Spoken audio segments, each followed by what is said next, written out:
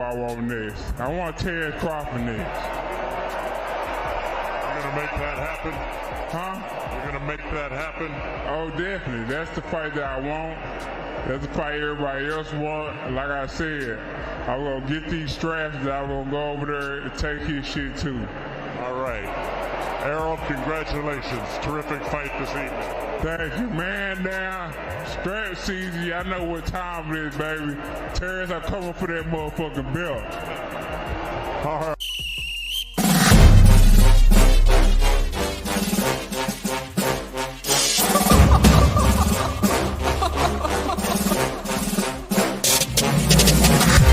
I'm not catching fades anymore. Gotta keep my hands clean when they come for the ball. Keep it smooth like a dawn, making moves in the dark. Cause I learned how to swim in the pool full of sharks. Now they coaches, cause they can't read all his motions. How the kid never switch codes, but he code switch focus. Staring down your team with a frozen, ice cold look that could end the summer solstice. Cause I'm more like the top dog. Keep on running game and the gang will accost y'all. I be calling plays from a plane while I'm off court. But we ain't the same, you a lame, I'm a mob star. Actually, I'm a top dog on a stat sheet. Off court, but I call plays for the athlete. Laughing when the cop cars try to catch me. Cause I rolled off in a taxi. Put my feet up, I'm relaxing. Singing Figaro with no accent. While I pour strings from the streets in. Do it all with a straight face, I'm the kingpin. Top dog, top flow, boss mode.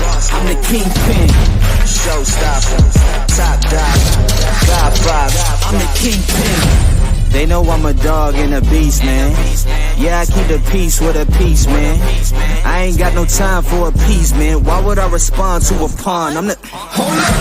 If I let my dogs off the leash, they you might want to get out of Dodge by the evening. Honestly, think it's not the blood and the beat, and they don't leave anything behind at the evening. I can see you soft, ever thought about retreating. If you never have, then they'll give you a reason. Better watch your tone, lose your bass when you speaking. Underneath the mask is the wrath of a... When you learn how to smile in their face, then go cutthroat. Then they want to call you a con when the blood cold. I remember starving while y'all had a truckload. Now I'm with the mob with the call and the gusto.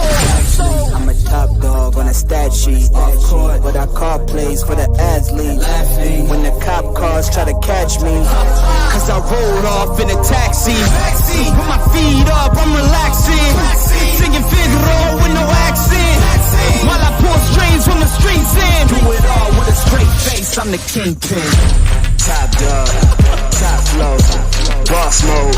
I'm the kingpin. Showstopper, top dog, God vibe. I'm the kingpin.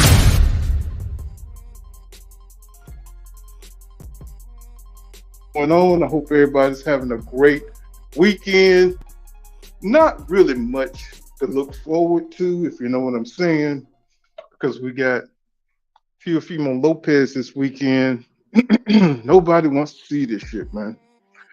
Nobody don't want to see Teofimo Lopez in one of his bullshit fights. So I'm scouring the internet, and every now and then I catch a live of one of the fighters, right? And it's I'm gonna say this fighter, Richardson Hutchins, so he's in there, you know what I'm saying? But I caught one of his lives. But usually when you go on Instagram, the Instagram is usually over and you don't get to usually catch it. I get late notifications. But this time I was able to catch one. And what's his name? Richardson Hutchins.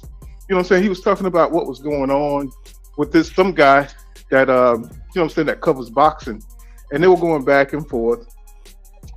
Now, I don't know if you guys caught that yesterday about what was going on with Shakur Stevenson situation and Keyshawn Davidson. Now, Keyshawn is full of shit. He's not really one of them guys that's just going to come out there and fight all the best fights.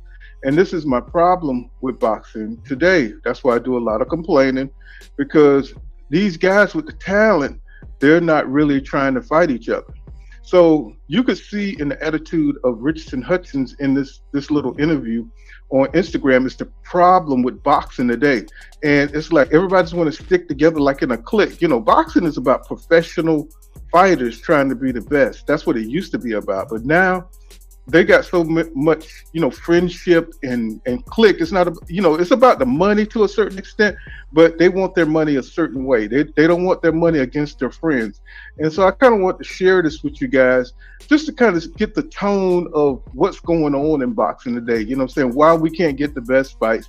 And it's because of bullshit like this. And let me cue this up for you guys. And, so that's why it's been taking me a while, because I've been downloading, a lot of clips here lately, because I don't want to get tagged with the copyright. So I've been, downloading a lot of clip stuff. So start trying to do it the right way so we can enjoy some of this stuff. But I can do Fight Hype and Fight Hub, I believe. So, let's look at what Richardson is talking about on his live off Instagram. I don't know if you guys caught that, but let's check it out. Replenish my body from weeks of not my body not eating the way it's normally eating. When I went in that ring, I was weak. I'm not gonna lie, I was weak, and that's why I always said that's just not what I'm used to. You feel me? That's the nigga that always be saying nigga, the little Mexican nigga that always say nigga. I was listening to you, but you basically saying like you had a hard weight cut. You know what I'm saying? For the IBF rule, you couldn't gain you could only gain 10 pounds. Now that's my question about the weight. Let me ask you this question about that. So is it true that you say if the IBF rule 10 pound rehydration class, the night after weigh-in you weigh in again in that morning. So don't you have still like another 8 to 12 hours to rehydrate some more after you weigh in? That's what I'm trying to tell you. This is what I'm trying to knowledge you on boxing. When it's the IBF, you gotta weigh in twice. So you fight from one when you weigh in the first weigh-in, I gotta come in at 140 or under. After that weigh-in, I can't go past 150. Okay, bro, I've been at 140. So what time is the second weigh-in? Is it the next day? So the time of the second weigh-in was for, I want to say, about 8:30. Me and Lemos agreed at a time. In the morning? Yeah, 8:30. The next morning? Time. Okay, so you still had at least like 8 hours to rehydrate more after you right? Bro, after you weigh in. Bro, my stomach, but you gotta listen, bro. My stomach been small. I've been small for fucking 8 weeks of camp. How much time do I have to stuff myself? When you done making weight, every fighter know when you done making weight, your stomach is small. You barely could eat. So how much time I gotta stuff myself from? Because all right, if we waited at 8:30, 9 o'clock, and then by the time I eat my first meal, let's say it's 9:45. All right, after that first meal, bro, I'll be full till like 1 o'clock. I gotta be in arena again. I gotta go to be after the arena by 4 o'clock in Vegas, 4:30. How much from 1 o'clock? You think I'm about to go to the arena stuffing myself? How much food? How much time do I? So if you weigh in at 8 in the morning, say you eat a large meal, I didn't say it drink wasn't as much as you possibly could. 8 in the morning. It wasn't 8 in the morning. It was about 8:39. I really want to say. Okay, so the question: do you have time? After the weigh-in, after you rehydrate, how much can you rehydrate more after the second weigh-in? Like, can you gain another 2 pounds or another 7 pounds, or what's the most you see that maybe after I'll probably get another 6 pounds. If I'm weighing like comfortably, not stuffing myself, like I'll probably get another 4 to 6 pounds. But if it was like I would have waited. So we talking about 14. So you talking about fighting at 154 to 156. 154 to 156. Fight night, like right before you fight. What? A 16-pound rehydration, or 16 pounds. If you rehydrate 16 pounds, is that enough for you to be you in the ring? No, because my body not even settling into that 16 pounds. There's a difference. You gotta understand how the body works. If I'm rehydrating to 154, 156 stuff. My nigga, I'm really shitting that shit. My body not holding that in. If I was doing that from the day before, I would really be a solid 154, 155.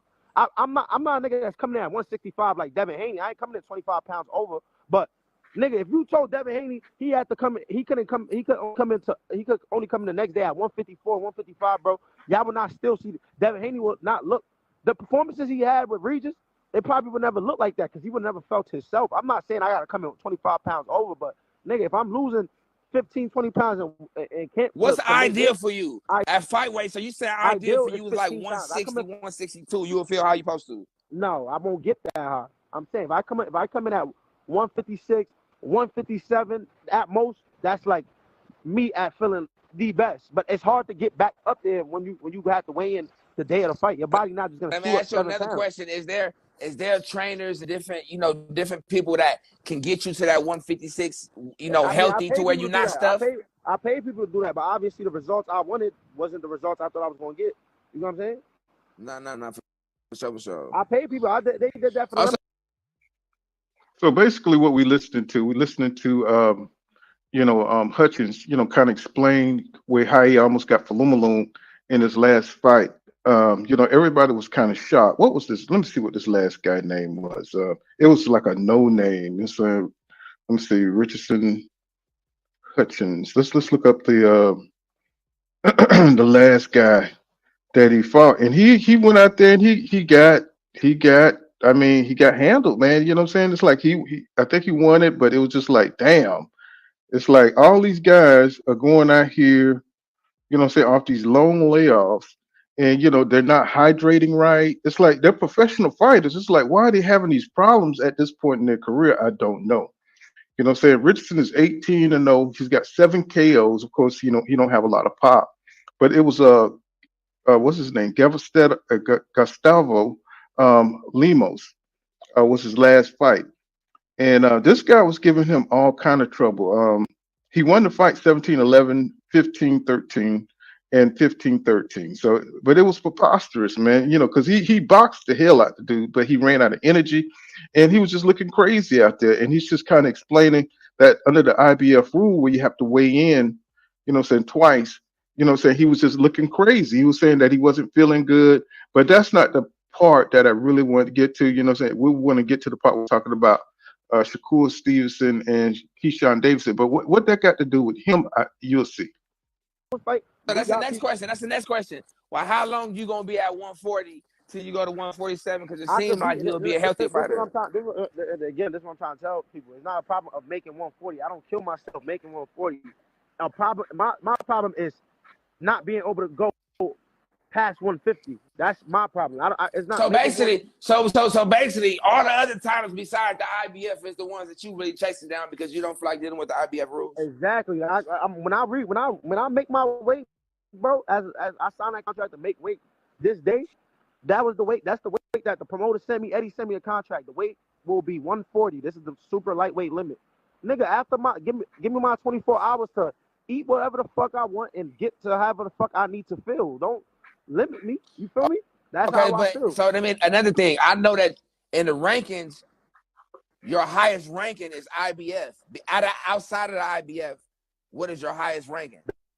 WBC and WBO. And where you at? What rank are Number you? At WBC and WBO, you number 2? Who was 1? Santa Martin. Now Santa Martin, I feel like he's an underrated, tricky fighter. How you see you and Santa Martin fight with you and Santa? I think him and Pebble for the fight. Matter of fact, that's another question. How did if Gary Antoine just lost? How is he getting a mandatory winner from Pebble and Santa Martin if he just lost?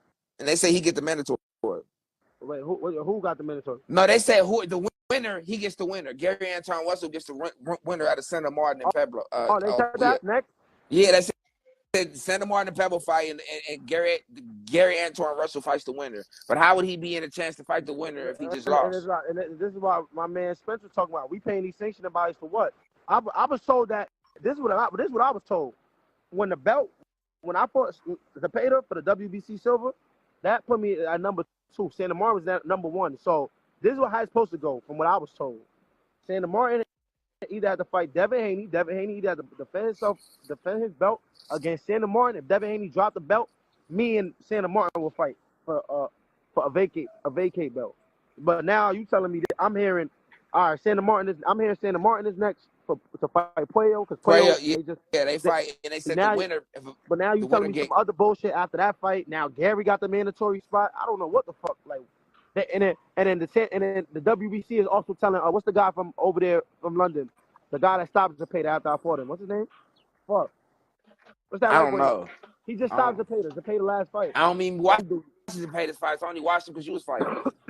Man, Some nigga, I forgot. Yeah, who's the dude? Yeah, in the comments. Y'all tell me who's the dude that Zepeda just got stopped by right after I want to ask a kind of personal question. Now, Look, this dude's supposed to be. That dude's supposed to be next up. That's what WBC telling him. So there's some bullshit going on. So let me. I think everybody want to know this. I think everybody that love boxing want to know this. So break down the money a little bit. So say like when you fighting for the silver and you rank number 1 or 2 to get the belt. Like when do the money start getting to fight $500,000 to fight $1 million a fight? Like you know what I'm saying? Or Say what again? Like fighters that's fighting for like the WB silver, or like say you fighting for one fight. No, I'm right there, brother. Right now, my checks is looking real good. I see you shit after the last fight. I see the Rolex and the tennis joints after the joints. My money looking real good. The money I'm making right now is the money that niggas was making as world champions. Like Charlo, when Charlo and them was WBC world champion, the money I'm making right now is the money they was making back when Charlo first started fighting niggas like Erickson Lubin and shit. That's the type of money I'm seeing. I know. So you think? Can you think you made $500,000 since you've been boxing? We're gonna skip this. As long as you not having it. But it's like the second time you talked to me, and I ain't never told you nothing that wasn't true. I ain't coming like that. Every time we talk, I'm coming with the facts. Nah, it's on YouTube. Niggas on attach that. I don't think he said that. I watched that interview. The other niggas that said, yeah, it's on YouTube. It's on YouTube right now. I ain't gonna lie. My man that saying that he'll that's on my mama, nigga. It's on you. It's on YouTube right now. The man said, if Shakur, if you had somebody to fight with you in a street fight, who would you want to have fight with you? Keyshawn didn't hit a correct question correctly, and Keyshawn thought he was saying that Shakur wanted to fight him. He said, I will beat Shakur ass. He don't want these problems. Oh no, I'm telling him. He said that? I'm telling. Go look at the interview right now. Go look at the interview right now. It's on YouTube. No, the nigga said they finna watch it right now. They said they finna watch it again. Ain't no Keyshawn said that. He said, I know for a fact. The interview's a new interview. He just said it. Ain't no way he gonna do my man Shakur like that. Cause my man Shakur you said he capped out. He didn't say that. Put that on your kids that he didn't say that. It's on YouTube. It's public knowledge. It's on there. What are you talking about? No. What I'm trying to tell you is Shakur said he would never fix Keyshawn. There ain't no way Keyshawn doing some hoe ass shit like that. Don't tell me that. Keyshawn just said I will beat Shakur ass. No way. He said he'll beat his ass. He said I will beat his ass. He don't want these problems. He said it in the interview. Nah. His last interview. Go watch his last interview. Go watch his last interview. No. And the interview, he doing it with his brother. He said I'll beat Shakur ass. He don't want these problems. Nah. This week. This week. Like that. This week. He came for Tank, and then he said he'll beat Shakur. That's how you supposed to be coming. That's how you get the fights you want. Nah, ain't no way he talking like that. My mama's on YouTube right now. Yo, you started some shit. You know that. Nah, he started some shit. He said that. Shit. He started that. Keyshawn just said he'll beat Shakur ass. Shakur keep talking about he don't fight his brothers, nigga. Keyshawn in there with Bo Mack and them. He in there with Crawford and them. The Keyshawn might get Shakur ass. He know him enough to. He ain't saying that for no reason. You ain't finna say I'll beat his ass. He don't want these problems. Shakur feel like he'll beat Shakur. I mean, Keyshawn feel like he'll beat Shakur. Fuck no, bro. That's one thing for Keyshawn to say he'll beat my ass. So I just want to show that. I just want to play that little part right there. You know what I'm saying? Because it's all cap, man. It's like they got to get out of this this brotherhood crap that they got going on. You know, so these are the elite fighters that's going on. You know, saying at 135 to 140. So I'm not like high on Keyshawn Davis. I mean, he should be a name right now. He should be out there trying to fight Andy Cruz. He should be trying to like put that pressure on to build his name and his legacy. And we got a whole bunch of childish shit going on with Richardson Hutchins talking shit. What's going on with Mike Biggs Boxing? Y'all subscribe to Mike Biggs Boxing. And it's just disgusting to me to listen to these guys go back and forth. You know, he's talking about he's telling Shakur. It's like, bro, Shakur ain't nobody to tell, bro. Shakur still has to build himself up. You know what I'm saying? Because these guys, they're letting the signature fights go by in their youth. You know what I'm saying? Edward Dos Santos was the perfect fight for Shakur to show that he's a special fighter, and he didn't do that. So Why is his name recognition so high? I don't know. But he is a talented fighter, but he's not fighting the talented opposition. And so that was said about Tank Davis for a long time. These guys, I mean, for all their namesake, they're not like getting in there and giving us the performances that we want. Tank is, so Tank is, he fought Frank Martin, who I deem is a decent boxer, you know what I'm saying? A dangerous boxer. And I applaud Tank for doing that, man. And it shows you that he's fearless. He's in his prime and he's boxing on another level. I want to see Shakur do the same thing. Richardson, I keep messing up his name. He's a good boxer, bro. He has a lot of talent. But these excuses has got to go. He needs to shut up and get into the ring. You know what I'm saying? They talk a lot. They talk a whole lot of shit. You know what I'm saying? And they too friendly with each other. He should be trying to fight Keyshawn Davis. He should be trying to one day he's gonna fight those guys because they're not in the same weight class. But at the same time, he's hanging out with these guys. And it's killing the sport, man. This whole brotherhood bullshit that they got going on. You got Mason out there who's rising up at the 135 division too. So there's a whole bunch of talent with a lot of whole bunch of bullshit going on when they should be trying to fight each other, seeing who's the best. But they keep calling themselves brothers. They're not brothers. You know what I'm saying? It's like as soon as somebody says something, wrong in the interview, just like Keyshawn saying that he's going to beat, on a hypothetical situation that he would beat Shakur Stevenson, and who knows what the context was behind that. But they should be trying to fight each other anyway, is my point that I'm trying to make. And this is why boxing is a dying sport. You know what I'm saying? The competition level just ain't there. All the talented fighters want to be friends, saying they want to hang out and they don't want to make money together. You know what I'm saying? In boxing, you make money together off the best, fighting the best. And I think Keyshawn, he's still fighting nobodies. I think it's his next fight against nobody. Look at Teofimo Lopez, who he's fighting tonight. He's a good fighter, man. And it's beneath him to fight a Steve Claggett. And that's no disrespect on Steve Claggett, but he haven't built himself up. Why does he get a fight against Teofimo Lopez? Why does he get a fight against Teofimo Lopez? Why doesn't anybody else deserve a fight with Teofimo Lopez? Why make this illusion or this delusion that people don't want to fight you? You know what I'm saying? Talking about you putting Crawford name out there. Then I'm talking about Teofimo Lopez here.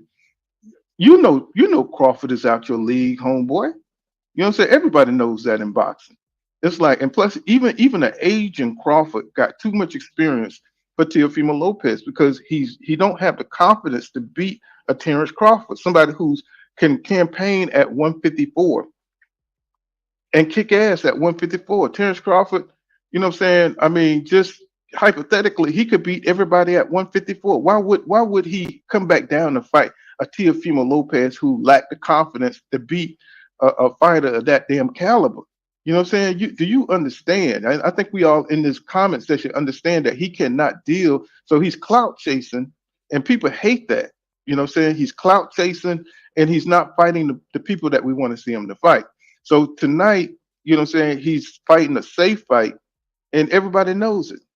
Eddie Hearn just came out and said that he's a disgrace. You know what I'm saying? These fighters are disgraceful, man, when they fight these lesser dudes and then they're talking shit on other fighters when you're not fighting the best. You're trying to save your spot for a big fight. And I hope that they put Teofimo Lopez in there with Tank. He gets exactly what he wants. And he probably done seen something that he think he can, or come up with a strategy where he thinks he can beat Tank. You know what I'm saying? But man, Tank could take a shot, man. And it's like he can give a shot. So he could take a shot to give a shot. And that's the dangerous thing about Tank is that Teo, he relies on his power way too much to intimidate people. Tank ain't intimidated to no power. Plus, he's explosive. You know what I'm saying? So I think he would eat Teo alive, and he just don't understand that. He think that his weight is his advantage. You know what I'm saying? He's athletic too, but he's not as versatile as Gervonta Tank Davis. And I think he's barking up the wrong tree, thinking about pulling Tank up from 135 to 140. So, I know he's, thinking that he's some kind of celebrity. He's thinking he's some kind of hot, some kind of hot commodity. But right now, I mean, he damn near lost to Sandor Martin, and it's like, bro, you got a lot of work to do before you start shitting on all these other fighters that's trying to build their names up too. You beat aging Josh Taylor. Josh Taylor, what I'm saying, was good at one point in time, but it's a weak division. He became undisputed in a weak division. He didn't fight back to back top dudes. You know what I'm saying? It's like to prove himself, and that's my problem with boxing today. These guys position themselves to win, one or two fights, what I'm saying, from, guys who have the belt holders, and then they don't take on another challenge because somebody like Jack Cartrell comes in there and beats your ass, and then they give you the damn win on the technicality. Then he comes back and really whip your ass. So it's like, bro, we're not getting a true estimate of boxing history and the legacy that follows, what I'm saying, those champions, because they're just belt holders, temporary belt holders who are with the right promotional company to put them in positions to get belts. You see what I'm saying? So that's why the belts don't mean shit nowadays, because it's all politics right now, and who gets in position to fight for these belts. And it's just kind of ugly right now. What's going on, KL? You there, bro? Oh yeah, I'm here. Yeah, what's going on, Pooh? Yeah, Pooh. Yeah. I see out here disrespecting my Teofimo, man. I got to counter that, man. I can't let you do that, Well, man. Teofimo, like I said, he's a good fighter, but once again, he's protecting his resume. He's Yeah, you know what I'm saying, by fighting. being part of the Mhm, Teofimo defense crew. Yeah, we are. We definitely protect. We definitely trying to protect it, mhm. for the highest bidder. We ain't gonna cap. You know what I'm saying? Look, we give y'all y'all. So a lot of people talk about, oh man, these boxers ain't fighting nobody. Da, da, da. We've given y'all two high quality fights. Lomachenko and Josh Taylor. What, More, what's the two hot what's the two hot quality fight you're talking about? Lomachenko and Josh Taylor. It's coming soon, baby. It's coming soon, like your favorite movie, man. It's coming soon, man. We gonna make sure we put ourselves in the best position. This boxing thing is a finesse game now. So don't. And on top of that, I will Mm. say this. We did try to fight Devin Haney in them, but they wondered. What? Wait a minute. Wait a Yeah, minute. well, yeah, Wait a minute. When like did I when did said, this I know, happen? fool. You might come with that heat, but like I said, we tried. He just he did what he didn't give us an offer we couldn't refuse. So we just like, all right, we gotta do what we gotta do. Next thing you Yeah, know, but don't you think he would get more? But all these fights, even Devin Haney included, don't you think they would get more respect if they just went for the top guys? So despite what the offer is, because after that offer, you're gonna be the guy. You're gonna be the guy that get the offers. Because if Teofimo Lopez was to beat Devin Haney, imagine what kind of star he's gonna be after he beat the names, right? They're not looking I beyond agree on that that. one paycheck. You're That not one wrong. paycheck don't mean nothing. It's the paycheck after you Most, beat that most, name is going to prepare you into true boxing stardom. You understand what I'm saying? oh no, and I agree with you. You're not wrong on that, but it's like we talked last live or whatnot. You know what I'm saying? Like, so here's my thing. What's up, 2 Cent? I do Hmm. remember, that they was in negotiation. So it's funny enough. This is, and I think too, but 2 Cents boxing said this, or somebody else said this. I don't know what I saw. Funny enough, everybody had been reaching out to Bill Haney to try to fight, but they was doing weird stuff behind the scenes. Give an example. What's that dude that the Mexican fighter he was supposed to fight that got beat, and now he might not fight him no more? What's his name? What's that? Say that again. Who I the said, who now? What? remember the Haneys was talking about that dude that got beat. They called him the boogeyman. I don't know where he's from, the Mexican fighter. Oh, you talking about Matisse? You talking Yeah, about Matisse? so Matisse said Bill Haney and them was calling them, or this is off online, and he was just yelling and doing all that. And everybody says that they be playing around with the negotiations. Same thing Gary Russell said.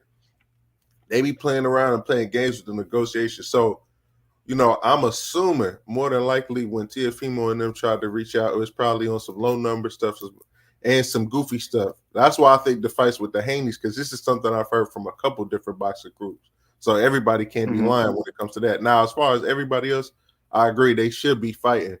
One thing I am a little disappointed about Teofimo is after what y'all said yesterday, I scrolled through YouTube and he's doing exactly what y'all was saying. He bashes somebody. I'm like, come on, Teofimo, just fight, bro. Just fight, because That's all. That's all we want. cut it That's out. that's all we want. That's all we ask for. You know what I'm saying? It's like, if you're gonna cap that hard, fight that hard. You know, if you go out there and you win, if you go out there and win, you the man. You know what I'm saying? You can talk all the crap you want, but don't just win one big fight and then cruise off that win, because boxing is a what have you done for me lately type sport. You know what I'm saying? You got to continue to fight the people we figure that's on your level, that's on the type of caliber, because he's too high a caliber to fight a Steve Claggett or whatever this guy's name is. He's too well known. You know what I'm saying? He should be fighting, trying to fight a Shakur Stevenson. He should be trying to fight a Richardson Hutchins. He should be trying to fight somebody of that caliber, somebody who we know that can fight. And it's just a weak look for Teofimo Lopez. I mean, do Richardson even want to fight Teofimo? Pua, he don't sound like he want to fight nobody right now. Who that? Richardson. Hutchinson. What we just heard. He can't. He's fallen the victim into what we've been seeing in boxing. He's coming off a long layoff, and he's looking. He's talking about the IB. He's blaming it on the IBF rules. But bro, you already know what the IBF rules are, so you got to prepare yourself for that. You know what I'm saying? You already know what time it is and what they want. You know what I'm saying? They want those two weigh-ins. And go for another belt. That don't make no damn sense. If you feel that way, like people be quick to drop belts if they don't want to work within the range or whatever. Like, you know what I'm saying? So that can't be no good excuse. That's what I'm saying. Like, these dudes don't really sound like they be wanting to fight anybody anyway. You know what I'm saying? Like, because what we just heard, like you said, it sounds like the finesse. Yeah, it sounds like they're trying to fight the path of least resistance and make money, right? Basically. So they can style around and you know what I'm saying, it's like, God forbid if they get a big fight and make a lot of money, then we really gonna see some shitty fights.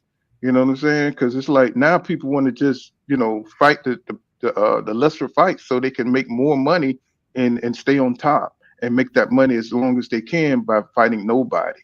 And that's what's killing the sport. You know what I'm saying? He says, what you said, Big Mike? Mike says Loma versus Taylor. You know what I'm saying? So so Frank Martin and Teofimo, what you think about that fight? Say Frank Martin and and I think he's contemplating. Coming up to 140. Which probably would be a good move for him, because I think he's kind of done at 135. Frank Martin,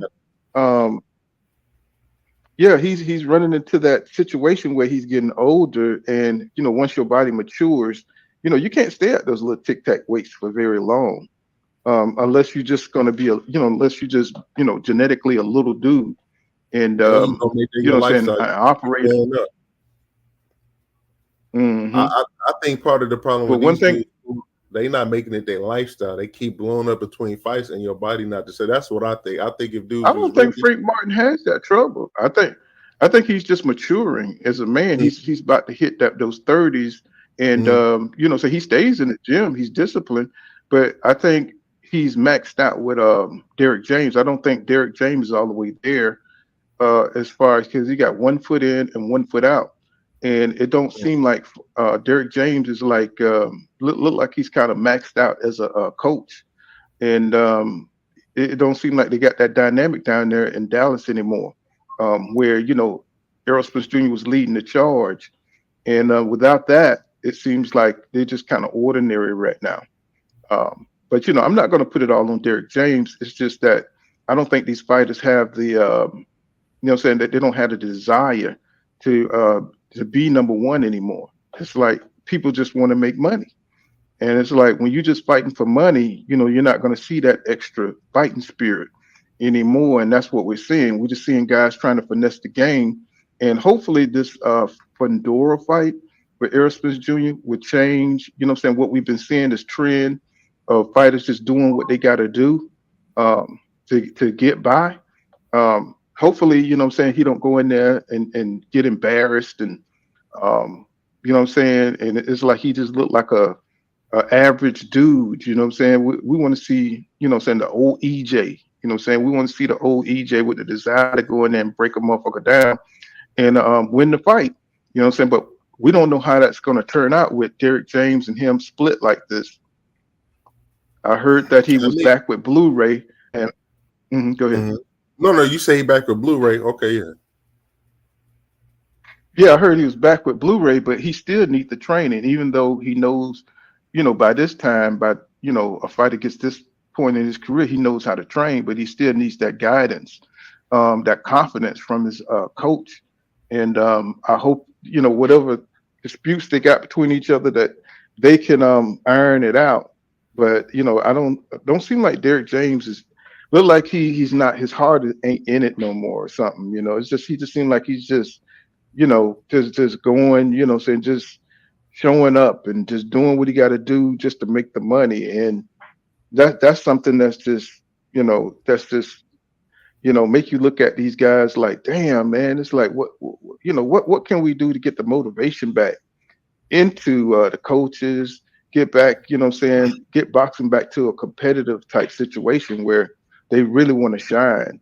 Um, I mean, I don't know, man. It's just look like it's just kind of waning off or something. I'm trying to see where the excitement is. Only Javante Tank Davis is really bringing any excitement I to mean, from boxing Derrick right now James' today. And I'm perspective, just like if he, this is just mhm, from his perspective. If you took Errol Spence to the top or whatever, and y'all here disputing over mhm. money, it's just like he probably like, look, I get a sense that the old timers think all these my generation and under that they just selfish.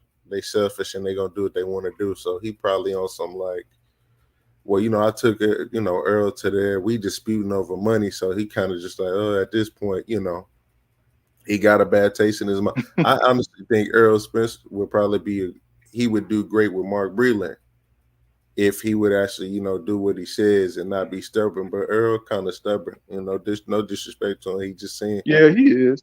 stubborn. So it's like, it's kind of hard to see that. And honestly, I can't say this for sure, so I don't want to jump out the window, but Earl kind of looks at peace with everything. He kind of looks He like, do, one don't he? day it's forward or it doesn't. He gonna be all right. And I could credit him that on that because most of the time it's hard for boxers to get to that place, but he just probably through the injuries, what I mean, the accident, the recovery, he just that's another. I mean, that stuff takes a lot of stuff out of people, man. Injuries and recovery from injuries and stuff. People don't know how much that takes out of you.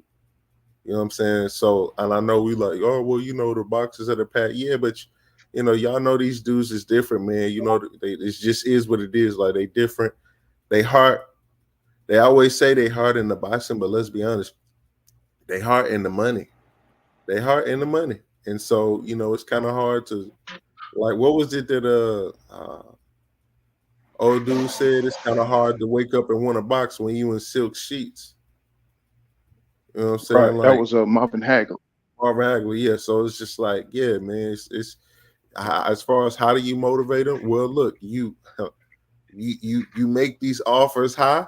You make sure that if they don't make weight, they suffer heavy penalties. If they do shit like Ryan Garcia said, you ban for at least 4 years. And that'll bring back some of the competitiveness because it's too easy for them to make this money. That's what I think. It's just too easy because, I mean, once they make, 5 mil or above, people think they made it. They go buy their house, marry some light-skinned girl that's Mhm. going to take all their money in 3-4 years. And then it's the same thing. So, I think to get boxing back to what it is, I think the promoters, the belt teams, they had to do a better job of making it a little bit harder to get what they want at the mountaintop, which is the money. Make it a little bit harder. You know what I'm saying? And I think if you do that, that'll work because once these dudes start seeing these checks or whatever, they just gonna change. It's a natural evolution, man. If I'm sitting in the house of 5 Point, especially if you live in Texas, you could get you a big giant plot of land, get you a farm, get you a house, get any car you want, do all this and that, it's gonna be hard to say, all right, go in that ring, go get your head beat in for 12 rounds and potentially get knocked the fuck out. Yeah, I agree with you, man. I think you're on to something. But I mean, I hate to advocate for lesser money in the sport because Mm-hmm. these dudes do put their life on the line. I mean, Mm-hmm. that's big. That's real. But at the same time, it's hard to keep that desire going. We've seen it with Jamel Charlo, what I'm saying, versus Canelo. Once they hit the sweepstake and hit that lottery, man, it's like shit. He just turned off, man. It's like damn, and of course he's earned it because he did have a hard undisputed run, and he did give us some great fights with him and Castano. What I'm saying, Banana and all those guys that he beat up. I mean, he did have a hard run, but at the same time, when he got to the pinnacle, he just kind of gave up. And I mean that's what we've been seeing. It's been a lackluster ride.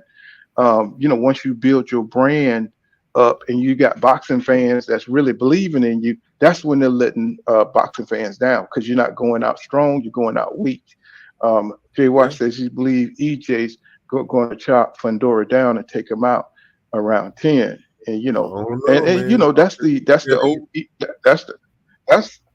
that's assuming that EJ got the old mentality. He's been out the ring for shit. What I'm saying? He's been out the ring for a second, man. And it's just like we don't know what he got left in the gas tank. And then he's got the training problems, what I'm saying? And he could pick any trainer, I'm pretty sure, will pick up EJ. He got Ronnie Shields. He could get behind, what I'm saying? It don't take much, what I'm saying, because he's already pre-programmed because he's not going to change his style, right? He just needs the motivation to go out there. And, we talk about he's fighting against an active fighter. Fundora just beat Tim Tszyu ass, what I'm saying, in a hard fought fight, those are the kind of fights that really tear you down, take fights out of you. Those kind of those hard fought fights, what I'm saying, where, and that's the thing why EJ is the way he is, because he fought some tough fights and he had a lot of fat camps and he never really took care of himself and prepared himself to get into these fight at his top best, right? So when he stopped fighting the top guys in the division, so now his body is starting to reap the repercussions of not preparing right for these fights, having these fat camps. He's older, and we got to see what he got left, what he's going to look like, and I think that's going to be a big fight that everybody want to see what Errol Spence Jr. looks like, right? And then we're talking about a potential rematch with Terrence Crawford, who's not interested in the rematch at 154. I don't understand. That's another thing I don't understand.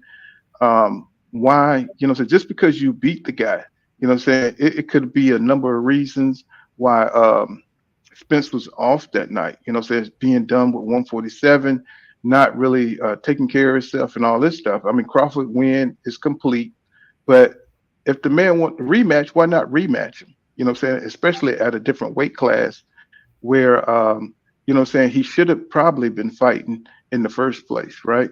So, the will not to get back in there and test yourself, what I'm saying, these fighters are like very disappointing. But I understand from the standpoint that Crawford been in the game since 2008, and we're not looking at boxing from his perspective. What I'm saying, he feel like he's done enough, and and he has fought a lot, but don't go for the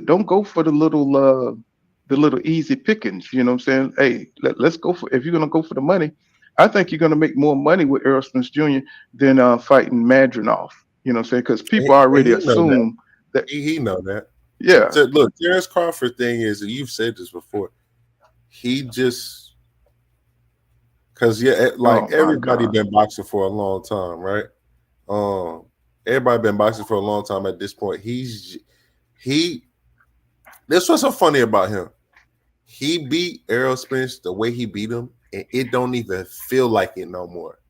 Nobody talks about him outside of this little fight. Nobody talks about him. Nobody bringing him up. Yeah, we all kind of agree he probably, top 3 fighter or top 2 fighter of this generation. But that's how disattached boxing fans are to Terrence Crawford, and that's how unlikable he is. And I know people gonna say, "Oh, that don't matter." I mean, it do, because boxing is a business as well as it's about the best boxer.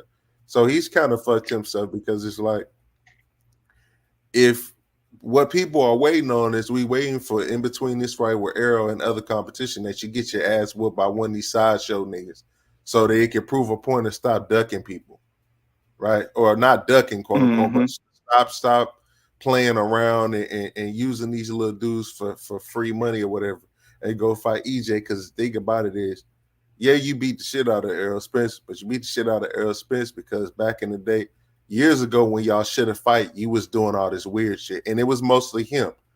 Because when Errol was talking about the negotiations of the fight, he was just like, he wanted all this shit. I wasn't really tripping. If Errol didn't push it, it wouldn't have happened. So we can concise. Yeah, and I agree. I agree with that. Well, Mike Biggs Boxing says heard Spence was training with Roy Jones Jr. That's a loss right there. Just a rumor. He said, I guess you never know what's going on. I hope to God that he's not training with Roy Jones Jr., bro. That's a loss, bro. He can't do what Roy can't teach. Roy can't. You can't teach what Roy Jones Jr. had, bro. You know what I'm saying? You see it. Anybody he trains, they lose. You know what I'm saying? It's like you can't. You got to have certain natural abilities to do what Roy did in the ring. You got to have a lot of athletic ability. You got to have that speed. You know, nobody can match what Roy Jones did, you know what I'm saying, in his prime. So he didn't have great fundamentals. He was a fighter that was above the fundamentals. And I rarely say that a fighter is above the fundamentals. And Roy was one of those gifted athletes where he was so faster than everybody.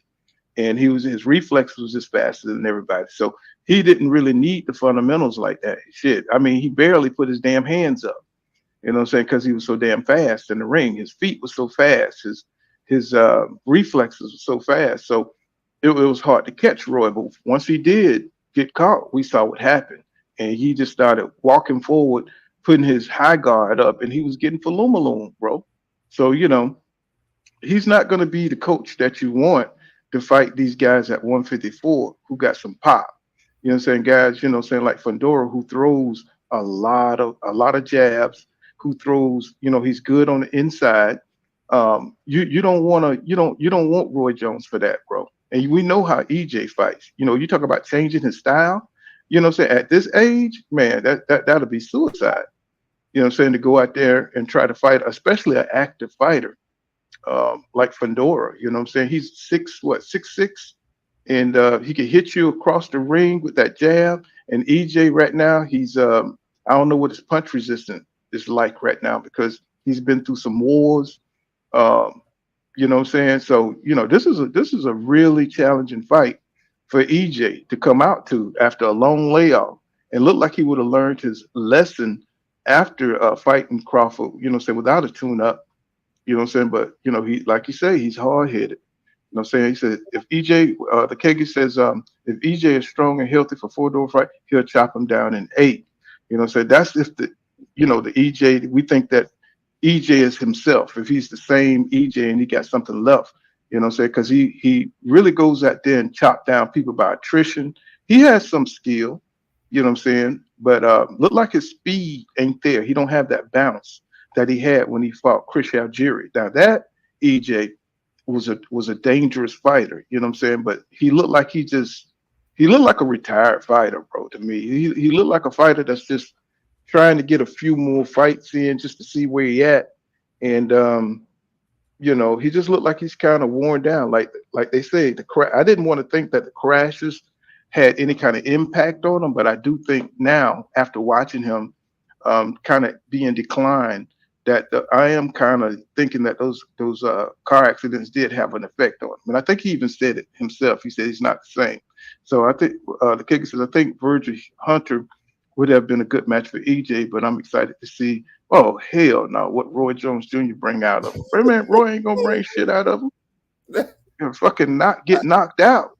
You know what I'm saying? I have no faith, y'all, in Roy Jones Jr. His fundamentals are horrible. Man, it's funny.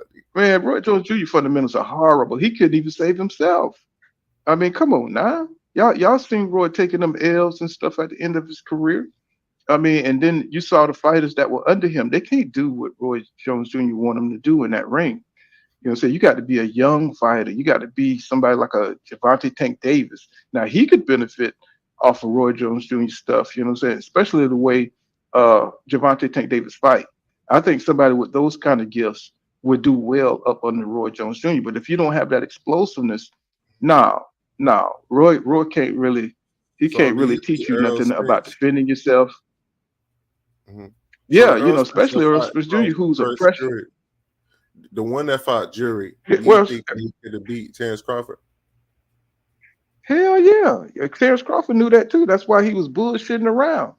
You know what I'm saying? Waiting for EJ to have a fat camp, waiting for him to, they knew he was undisciplined. So they wanted to catch him at the right time. You know what I'm saying? So, that's my thing that's my hit on Bud Crawford, you know what I'm saying? Just being strategic and not just going in there and trying to fight that man at his best. That's my problem with Terrence Crawford, just being strategic and not trying to fight this man. I want to see these guys fight at their best. I don't want them to catch somebody, at a time where they're not disciplined, or after a car accident. Or I want to see them guys fighting when they're both out there KOing people, and meet when they're both active. Don't fight a fighter if he doesn't have a tune-up or he haven't been fighting in a while, because that's when all the criticism is going to come in. Because you're always looking for an advantage. These fighters today, they're always looking for an advantage, and it sucks. Mike Biggsboxer says you want to know how to do it. He says you talk to Crawford and Tank Davis about their boxing lifestyle. He says talk to Mayweather also. You got to be dedicated to it, and that's true. That's the biggest thing, and not being active is a big part of being dedicated. He says Spence got old overnight, bro. So he's definitely saying that beat Ugas. You could even see the deterioration in that Ugas fight. He was getting he was getting hit with shots that he shouldn't have got hit with. And if you go back and watch that fight, he was getting hit with the same shot, bro. He couldn't see it, and I think it was because of his eyesight, whatever the cataracts were, because he was getting nailed. And Ugas don't have a whole bunch of power, but he was hurting EJ because he was getting hit with shots, full shots with leverage on him. He got a chin now. Don't get me wrong, he does have a chin, but if you're getting hit constantly over and over with shots that you know what I'm saying, that you don't see, that shit hurts, and it takes a lot out of you. I think Ugas took a lot out of EJ, trying to fight the best in the division, and that's what happens. You turn old overnight, and then he's not staying around his weight limit. You know what I'm saying? It's like shit. He's dying to make weight at 147. So a lot of these fighters, they need to understand that when it's time to move up, it's time to get on up there, bro, because you're gonna pay for it later. Yeah. This is a very disappointing era of boxing. You know what I'm saying? Oh man, it just kind of sucks. We're trying to keep it going on the boxing talk side, but these fighters, they're trying to finesse so much that it's not exciting. You know what I'm saying? If you keep cherry picking every weight class and every champion in every division, if they keep cherry picking, bro, it's like, what do we got to look forward to? It's like really, really sad. He says, that Bud loss was a big wake up call for EJ. That's what we keep thinking, bro. That's what we think on our side. He said he made the changes needed now. That's what we hope. But then he's got coach problems. He's got coach problems. And it's like, bro, he when you go with another coach, it takes maybe 3 or 4 fights before you jive with that coach. Y'all know this. You know what I'm saying? Y'all know this. Y'all understand this. You know what I'm saying? Because if they're not clicking right out the gate, even if you're clicking right out the gate, you know what I'm saying, you got to have kind of boxing style that accommodates, that fighter. You got to improve. Don't try to take away what he does. You got to improve upon what he does. And what Roy Jones Jr. excel at is not what Errol Spence Jr. Style really. It don't really seem like it goes together. Errol Spence Jr. is a pressure fighter. You know what I'm saying? Roy Jones Jr. wasn't no pressure fighter. You know what I'm saying? He was more of a counter puncher. You know what I'm saying? And I don't see EJ being a counter puncher. He don't really count. He counters okay, but he's not a counterpuncher like Terrence Crawford. He's not a versatile. He's versatile, but he's not fluid as Terrence Crawford is. He don't switch it up, and his weight transition is good when he's pressuring, but not when he can box, but that's not his forte. That's not his forte. And with RJ, you know what I'm saying, he was just totally gifted. He had a lot of gifts where he can do pretty much anything in the ring. That's not EJ. EJ's got to somebody like Ronnie Shields, I believe, or Virgil Hunter, or somebody like that. Somebody who's more fundamentally sound. I think would help EJ. He don't need all that fancy shit from RJ. He end up getting knocked out under what Roy want him to do in the ring. And you know what I'm saying? I just hope he don't go with RJ. I really don't.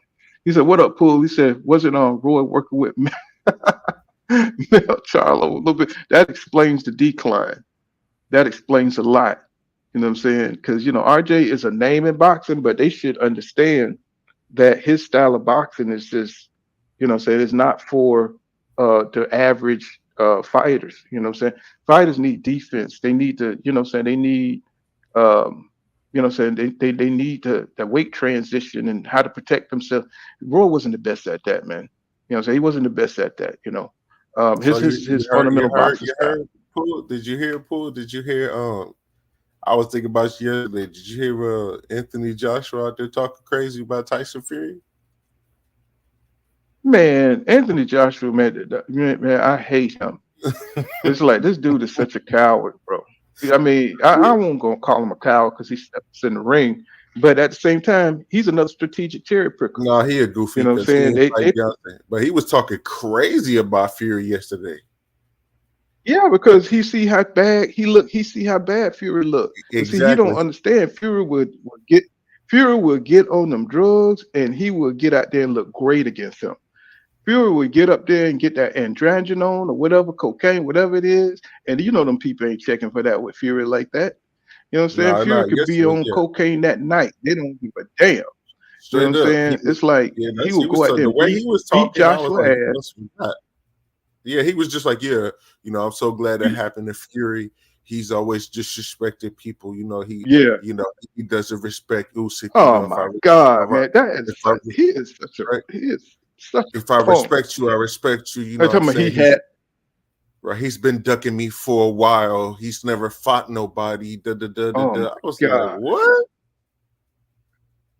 I mean, bro, it's like keep it real. Crazy. People hate. People don't respect dudes that be lying like that, bro. It's like, bro, you've been terrified. You wouldn't even let Wilder into your fights, bro, because you so mentally weak. You're such a mental midget. You know what I'm saying? You wouldn't even allow him to be ringside. You know what I'm saying? So he can walk into the ring and challenge you directly to your face. And you know what I'm saying? He's just an English muffin, bro. That's what he is. He's a sweet English muffin. And he's so protected, sitting right up under the damn prince over there. I'm like looking at him. He's a attention whore that wants the recognition, you know what I'm saying? Half a fighter. You know what I'm saying? Not one of those real heavyweights that's going to put it on the line and like Deontay Wilder and fight everybody. My man got beat, but guess what? He went out there and he faced those guys. You know what I'm saying? He went out there and he showed his courage. He went out on his shield. When have we seen Anthony Joshua really do that? He thought he had the advantage over Andy Ruiz because he's short and fat, and went out there and got his ass for Lumaloom. You know what I'm saying? Which was a beautiful, beautiful night. You know what I'm saying? Went out there to Usyk and got his ass whipped because Usyk ain't got no power. You know what I'm saying? But Usyk outboxed him, beat him up. You know what I'm saying? Which was another beautiful thing. So his whole swag, nobody believes Anthony Joshua, bro. You know what I'm saying? I don't know why. I was like, I don't know, man. Maybe them roids he taking, he must have had a steroid cocktail that just hit the top of the brain because he was talking like he was a Willie Mammoth in the different. Yeah, he ducked me. You know what I'm saying? Yeah, but would he have said this 2 years ago? Would he have said this 2 years ago? Would he have said this 3 years ago? Hell no, because he know everybody. That's a fight that could be made. Because those fights could be made now. He tried to punk the boy Daniel. What's the dude he tried to punk? The boy. You see how he tried to punk him on the little fight thing?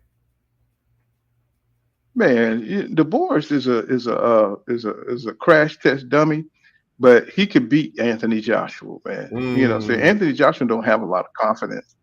You know what I'm saying? And DeBois, he's gonna go out there and fight you, bro, whether you knock him out or not. He's coming. He's gonna give you what he got, and 9 times out of 10, he has the punch to put you down, just like he did Usyk, like they cheated him out of that win. And I just like, man, it's just killing the sport, man. It's like they do not want certain fighters to lose. You know what I'm saying? They do not want certain fighters to lose. I think the IBF just snatched their title from Usyk. I don't know what these sanctioning bodies are doing when these guys are getting in there. Even though I don't like Usyk, but he's earned his spot, right? Even though he cheated DeBoris out of his victory, it's like take the title from these guys. Don't just backdoor them with politics. And this is just something that's just kind of just making me just hate this sport, man. It's like God damn. Soon as somebody get the belt, now if they can't fight, they mandatory.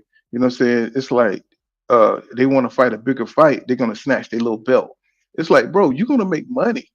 I mean, look like they would be all for it because you're going to make money off of that fight if they fight a bigger opponent or a bigger name because it's going to do bigger numbers. You know what I'm saying? The money's going to be better, and you would think that's something that the sanctioning body would understand. But the politics is so bad right now. It's like what I'm saying, they just doing what the hell they want to do. They're not following any traditional rules or anything. They're just doing what the hell they want to do. So I don't look at Usyk as the best. What I'm saying? The heavyweight division is just in shambles right now. He said, what's going on, Mike Rhythm in the building? What's happening? Kegi says, I just hope he's working with RJ to get in shape, but not as his coach trainer. That's the only way, because I think he's strengthening conditioning is with Blu-ray. And that's going to be interesting to see, saying how he looks, saying going back with Blu-ray. Saying that whole debacle with Pacquiao, saying because he was training with Blu-ray for that fight. That would have been a great thing to see. I don't know why he didn't go back with Blu-ray. Maybe he just couldn't handle the workouts that guy put him through. But the dude, he said he could curtail, saying the intensity of the workouts. It's just that EJ just seemed like a retired fighter. He says Crawford wanted to fight after Spence went through the gauntlet. Yeah, that's what I'm saying, Mike. It's like these fighters, they're different. They made a different shit nowadays. You know, it's like they don't want to fight motherfuckers at their best. They want that advantage, man. It's like, just to keep their reputation so they don't look bad out there. And it's like, no, man, as a fighter, as a warrior, you want to fight the dude at their best. That's all I'm saying. Les Rose says EJ don't need to change his lifestyle. He says Victor Conte explained the giant mistake EJ committed. Said he went running up the mountains right off the plains day before the fight. He explained the science, and that could be that. But at this time, let's roll. It's like these fighters are professionals, bro, and they should know their bodies better than anything. They should know. And I don't know if he had trouble making the weight. I'm pretty sure he did, and maybe he was overweight or something. And I know he got this thing about he never missed weight. But at the same time, bro, you say you got to make sure that you prepare. Say because your opponent is wants to beat you, and he's gonna drag you. Say after you lose. This seems like it means nothing to these fighters. To be your best on fight night. Saying anybody could get beat. Saying if you don't prepare right, right.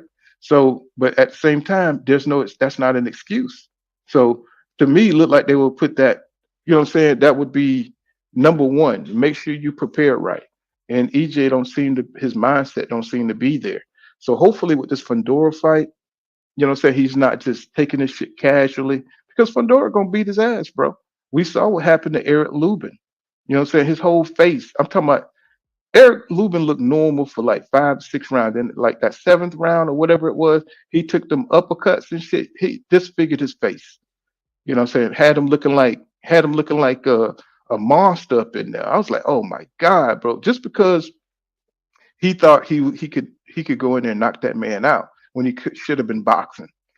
Saying he was doing great when he was boxing, but then he started he knocked him down, and that was the end of his mindset. He should have continued boxing that man. So he tried to stand in the paint, and that boy Faluma him. He said EJ got started.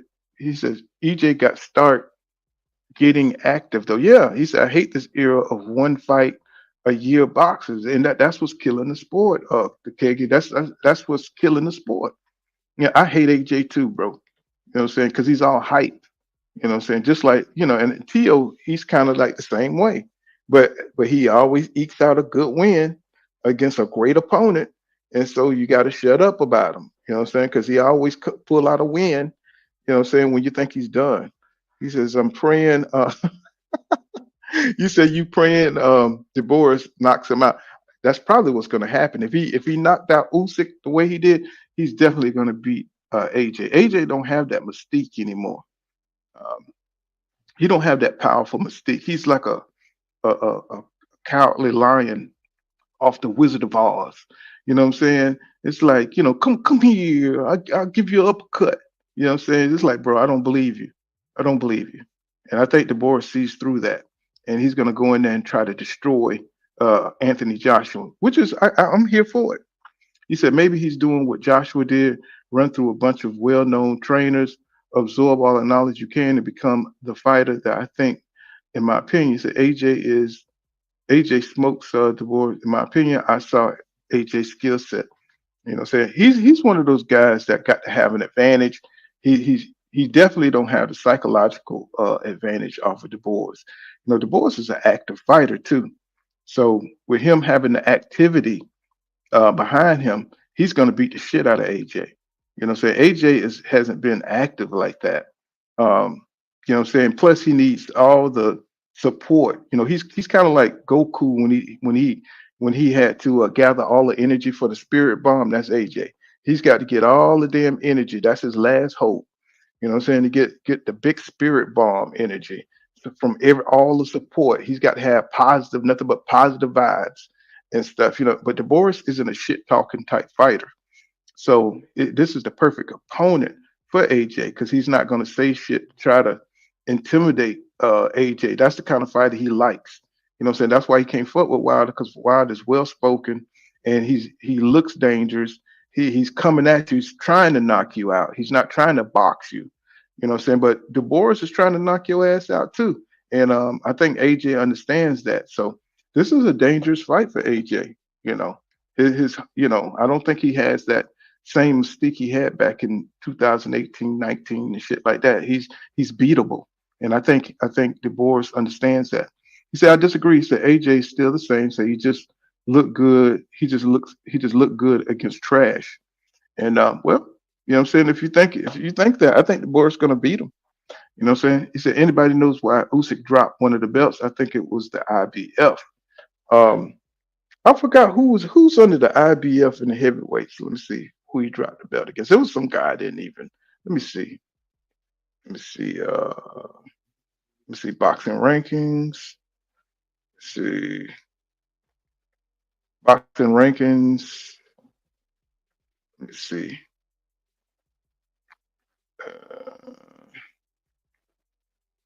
Just going up. Just look up who. Why? Cause I'm gonna see who he dropped the belt. Who he's supposed to have fought. Let's see. So Usyk. Let me see. Let me share the screen so you guys can see the rankings. Let's see. Hope y'all can see that. Let's accept. Okay. So you got. Okay, Anthony Joshua's number one under the WBO. You got Mark Coley, then Joshua again at WBC. Let's see, where's the IBF? There we go. I don't see. They got Jared Anderson number 5. Let's see, I don't see this Adjit. Is that who he's supposed to have fought or whatever? It's because the 1 and 2 is not rated. I don't see why he would drop the IBF. Shit, it ain't nobody scary. I mean, y'all see that? I don't see why he would drop the IBF. You know what I'm saying? I don't see Usyk, right now he's boxing the best at heavyweight. I don't see anybody that would knock him off that unless he just don't want to do that weight thing. You know what I'm saying? Unless he just don't want to adhere to the rules of the IBF, and maybe that's what it is. Because everybody I see here, he could probably beat. Yeah, everybody here I see, he could probably beat. I can't believe Jared Anderson is number 5 in the IBF. Let me see. FA Jogba number 5 at under the WBC. Okay, you know what I'm saying? You know, Tyson Fury is still number damn 4. So, I mean, I don't know. I don't know. Let me see. The IBF. Why did he drop the IBF? You know what I'm saying? So, let's see. Dropped IBF. Okay. See what I get. So he's no longer undisputed. Let's see. IBF is proceed with the rematch as if stands with face off. Okay. The issue doesn't have a ton of leverage here. Says the winner's gonna. I don't know. It's just politics, man. Just politics. I mean, I don't know. I don't know, man. It just don't make no sense unless something is going on with Usyk. You know, what I'm saying that we don't know about, unless he got some kind of injury or something like that, because he has been fighting a lot here lately. You know what I'm saying? But he's not an exciting heavyweight. You know what I'm saying? He's not really exciting. He says,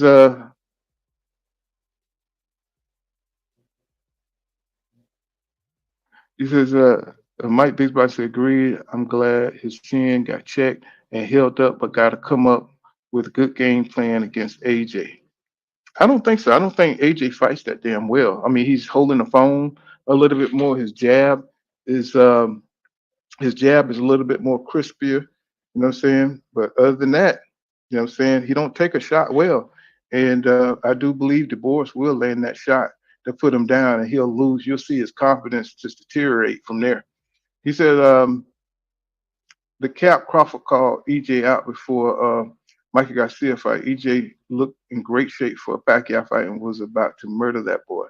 You know what I'm saying? And you know, it's just he's had a lot of bad luck in his career. He's had a lot of bad luck, man. It's like he says, what time the undercard card game? Shit, who cares? Let's see. Let's look it up. Teofimo versus Steve Craig undercard. Let's see. Undercard.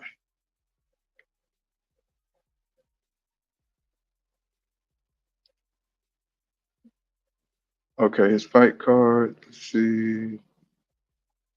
Just bear with me for a second. Let me see. So let me share my screen. Yeah, I got to say these. When you're old here doing technical shit, you got to say these things out now. You know what I'm saying? Well, it ain't gonna happen. He says, Teofimo Lopez versus Steve. Says what? Let's see.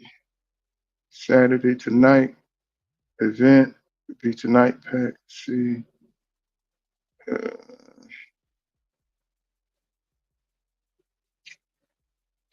See what time this thing starts. So these are the fights that they got. I don't know, except for maybe Luis Ramos. Let's see. God damn, man, they ain't got nobody on this damn card. Jan Satano versus Brandon Valdez. Oh God, bro, is that the co-main event? Oh my God, bro. Wow. Wait a minute, is this real, man? Canelo accept fight against Benavidez? Is it? Wait a minute. I gotta click on that. Did anybody hear that? Oh shit, that's that old bullshit. No, I haven't heard that. No, that's bullshit. Let me read this shit. He said the boxing world is abuzz with anticipation. This is still a whole one event. The undisputed champion has set a staggering price, $200 million. And said, that's that bullshit. If you want to fight it, it's $200 million. He noted the statement following Alvarez, recent victory over Jaime Magia, signaling a brewing storm in boxing landscape. This move by Canelo not only cements his status as a dominant figure in the sport, but also illustrates his intent to dictate terms in the high state. Man, get out of here, Canelo. Canelo financial conditions, further stroking the flames of speculation. Uh, Alvarez also expressed his conditions to fight in an exotic place such as Saudi Arabia. So he stated that for such bouts, his fee would need a whopping for. Man, get out of here, bro. Get out of here. He don't want to fight that man. He don't want to fight that man. And I think after watching David Benavidez fight that guy, man. I mean, he needs to come back down to 168. He wasn't hurting that guy at all. I mean, he gave him some good shots to the body. He looked good, but he just couldn't. He didn't have the power to hurt that guy like that. Brilliant fighter and everything, but he needs to come back down to 168. You know, so 'cause he's not going to be able to beat no Bivol or no Arthur Beterbiev with what he got. You know what I'm saying? You said Hodrick was interim champion. His mandatory was overdue. You know what I'm saying? Harvick ain't all that, bro. He just got his ass whooped. He said, I want Spence to work with a coach that can get him using head movement. And Derek James always got their head on the line. I don't think that's it, man. You know, EJ always was against doing extra shit. You know what I'm saying? Because he got head movement. He just don't use it. Um, he just don't use it at all. He don't believe in it. He don't believe in doing extra stuff. I've listened to his interviews, and I mean, you saw he can move his head. You know, what I'm saying against Mikey Garcia, he just don't like fighting that style. He wants to bulldoze people, and I think it was Floyd Mayweather who told his ass years ago that the older you get, bro, you can't keep bulldozing people. You're gonna have to use your skills. And I think EJ does have the skill. It's just that after you cultivated a certain way of fighting for years and years, guess what? It's hard to change that shit. You know what I'm saying? It's like, you think you can go in there and do the same thing against everybody. You can't. You got to switch it up. You got to use your brain. You know what I'm saying? Because just like Floyd, he couldn't go in there and be dynamic and be faster than everybody. He had to change. You know what I'm saying? He had to switch it up. You know what I'm saying? Fight smarter. Use your experience. He said, let me see. The Keg says, but yeah, I think the IBF were even willing to wait till after Usyk rematch. So it's strange for sure. It's something going on with Usyk that we don't know, and maybe it's the years of fighting. Maybe he's older now, and once fighters get older, so they know what they can do. If they're getting beat up in sparring, um, they lack the confidence. Like Fury, it takes him, all the sparring partners be beating his ass until he go over there and dope up. So then he comes out Tyson Fury, saying with all the energy and shit like that. So it's like, it takes a minute for these guys to get it together. Who knows what's going on with Usyk? Um, he said, I think Usyk dropped that belt to allow AJ to strategically contend for it after the divorce fight. I don't think he's going to get by divorce. So he just seemed like he's just weak. He just seemed like, and that's just because I like him. It's just that I don't think he has the confidence.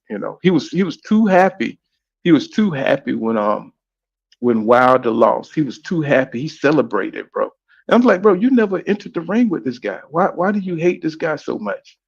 So you never challenged this guy. You have never thought of him as an opponent. So it's like you wasn't gonna let Wilder nowhere near you. So this is why people looking at you with disgust. You know what I'm saying? He's telling me he's disrespectful and stuff. Man, if you don't get your ass up out of here with that, he said, I think it was probably more to do with Usyk didn't want to pay step aside money to the IBF. He says divorce, so he just dropped the belt instead. And I understand that. He's already became undisputed. So what do you need? What more do you need? You know what I'm saying? What more do you need? He said the Kegi, so divorce was IBF Mando. Uh, but that's a good fight though. He said Spence has learned to get in and out. That's how they set traps on him.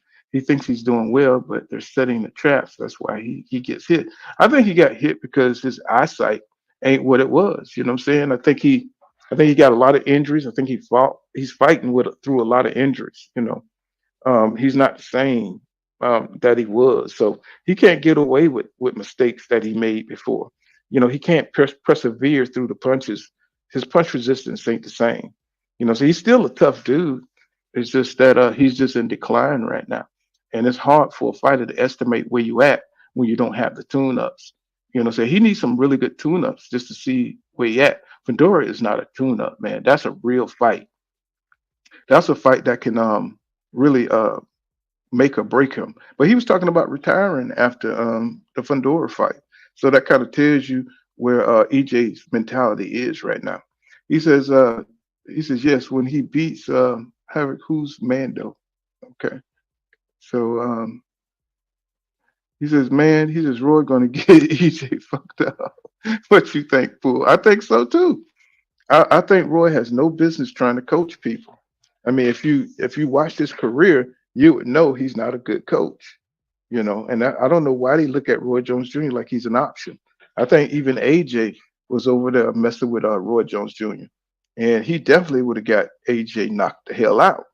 Because he's not known for his defense, defense fundamentals. Now I'm not saying that he can't teach it, but I mean, just gauging by the fighters that he's already have had, I wouldn't send nobody over there to Roy Jones Jr. Yeah, I say same thing. Charles Young, I think he should go to Rodney Shields. Since somebody who's all around. Saying like a Virgil Hunter. Saying somebody who's popular enough. Say who got good fundamentals. You could see from Andre Ward, saying he was always decent in every aspect of his skills.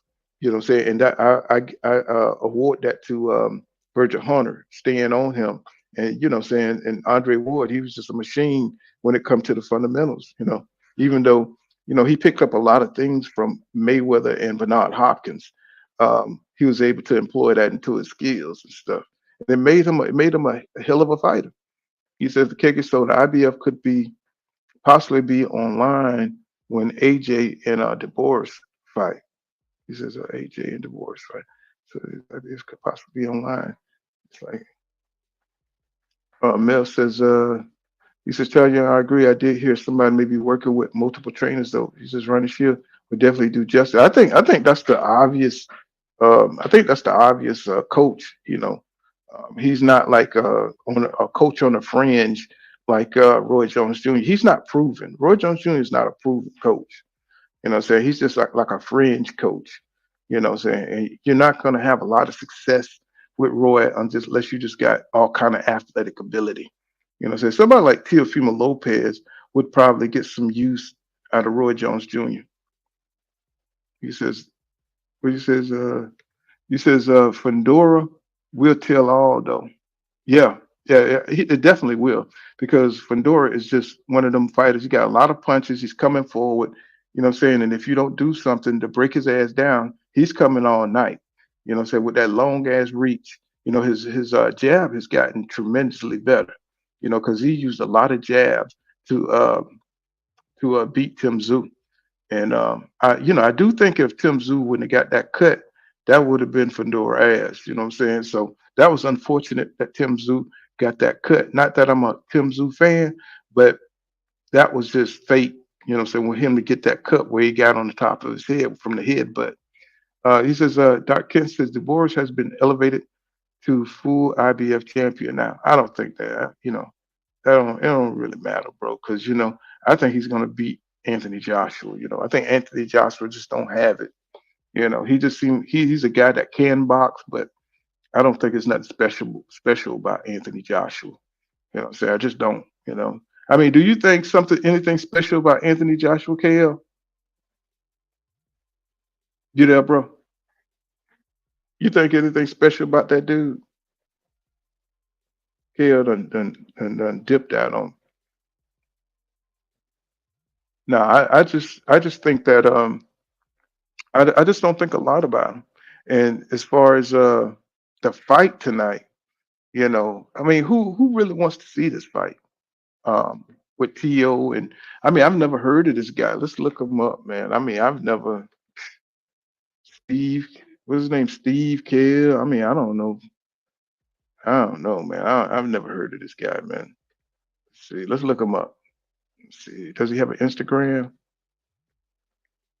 If he has an Instagram, let's look him up. Yeah, he got an Instagram. Let's see. Hopefully this ain't some sucker with the same name. Let's see. No, my internet's real slow. Let's see. Let's see what he looked like. I mean, I haven't seen one of his damn fights. Steve Kerr. I don't know why this thing is so slow today.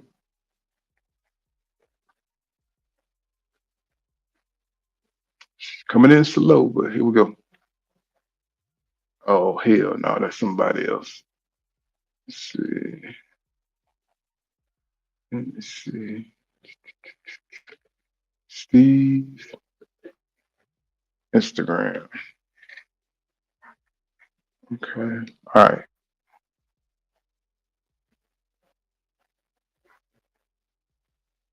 Okay, here you go.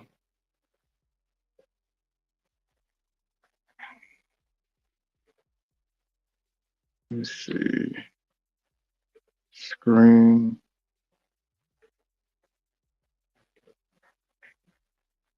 I mean, he don't, bro.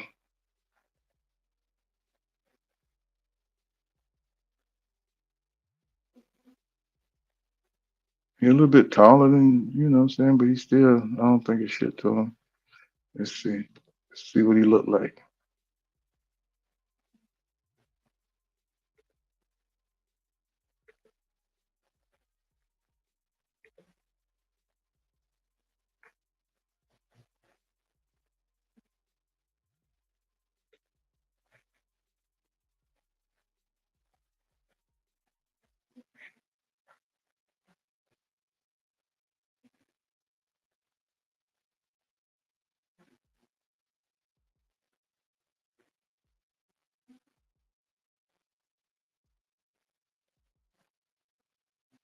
Oh yeah, he's an inside banger.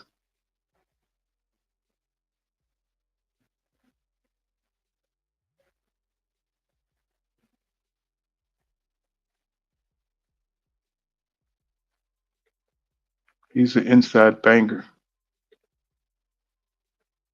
He's gonna stand in front of Tio, so he's gonna get his ass whipped.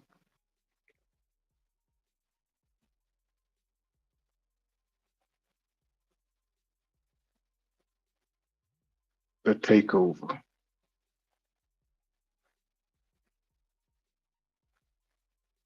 Man, he tripped me out with that damn top hat he had on. Let's see. Come on now. Let's see this dude.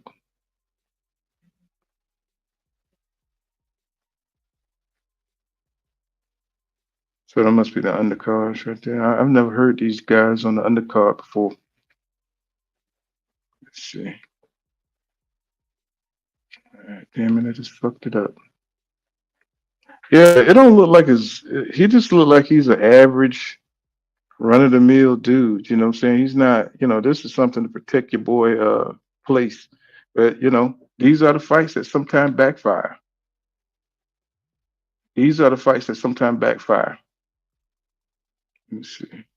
This is him on the back, on the not the rope thing. Look like he kind of slow. He like throwing them hooks, huh?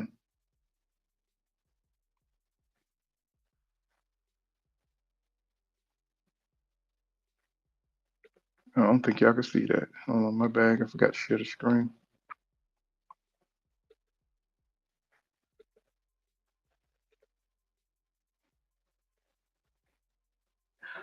He too slow, man.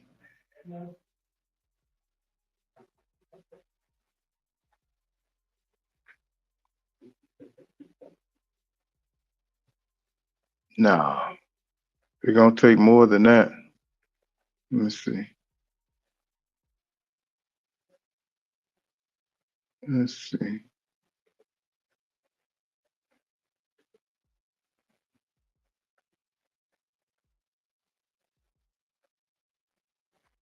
Nah, he way too slow. There he got training his sister.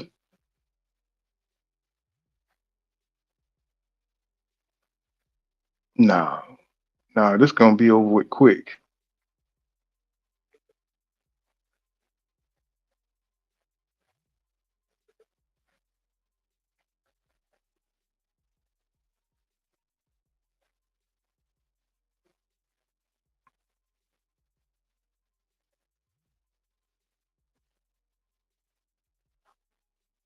Yeah, he's an inside fighter.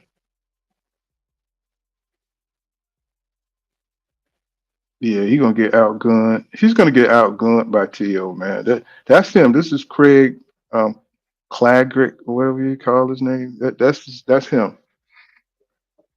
He said pull up a link. Oh, put up a link. Okay, I got you.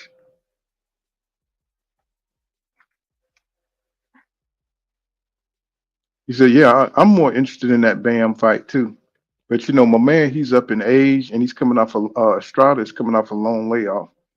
So he said he's 35. Yeah, he do look like he's like 17 years old.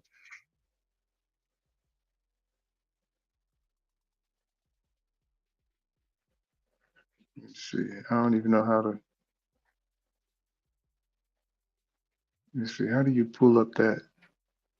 Let's see. I don't even know how to do that, bro. Let's see. But that's a link that he's on or something.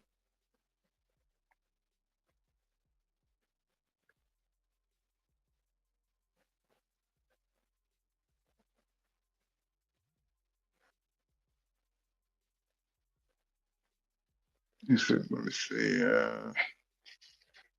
How do y'all feel? How do y'all feel about Devin taking a year off, man?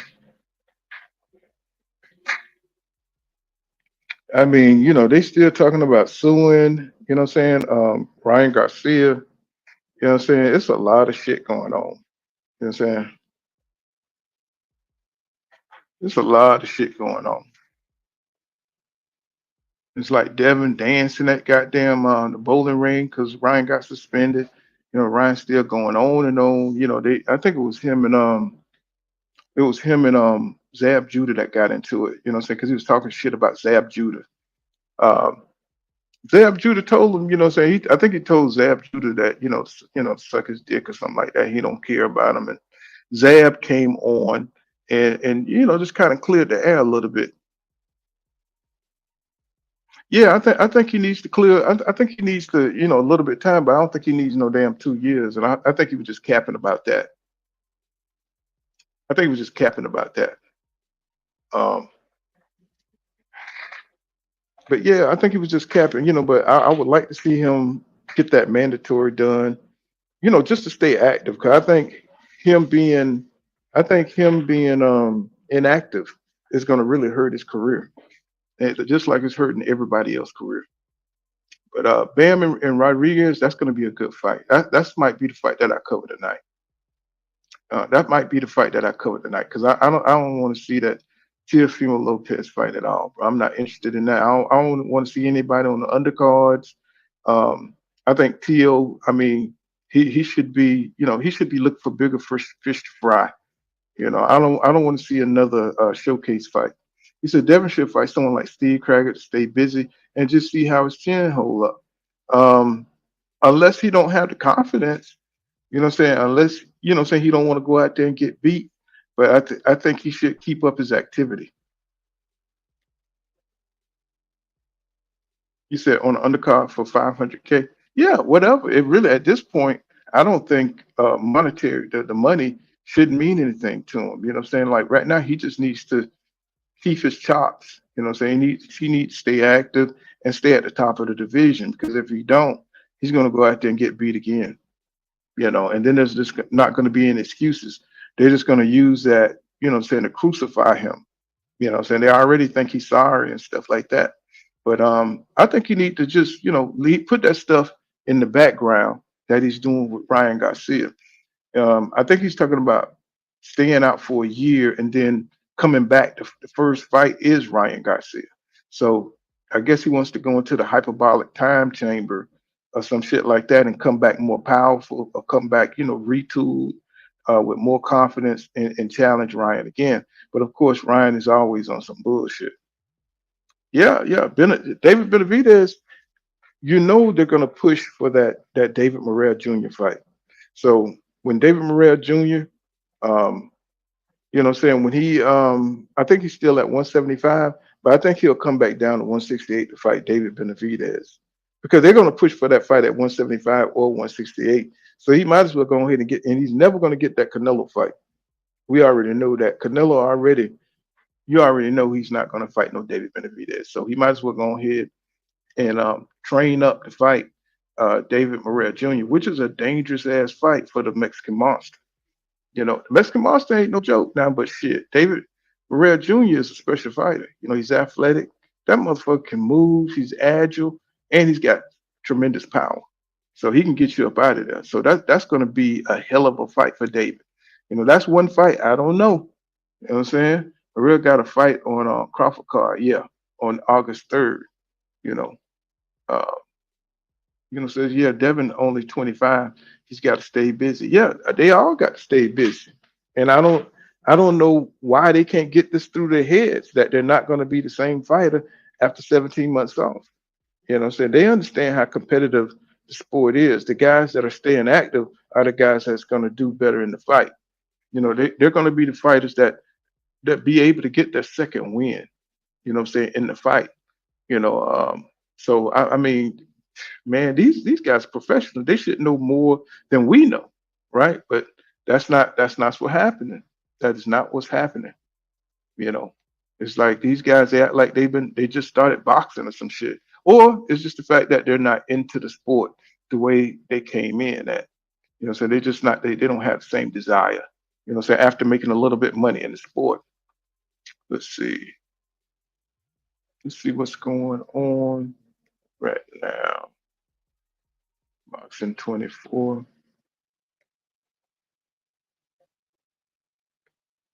Let me see.